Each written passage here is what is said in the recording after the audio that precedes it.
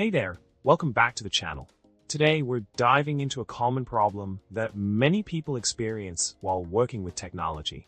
The problem we'll be tackling is how to transfer files between an iPhone and a computer seamlessly.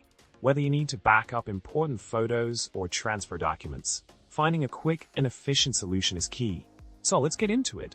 Now, let's talk about the solution to our file transfer problem. The solution lies in using a tool called AirDrop. With AirDrop, you can easily transfer files wirelessly between your iPhone and your computer. Simply enable AirDrop on both devices. Select the file you want to transfer and choose the option to share via AirDrop. It's that easy.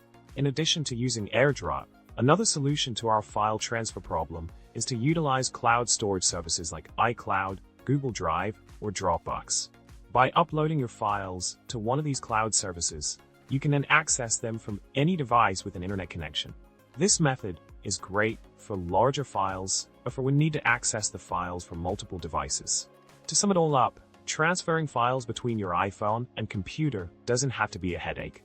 By using tools like AirDrop or cloud storage services, you can easily move files back and forth with just a few clicks.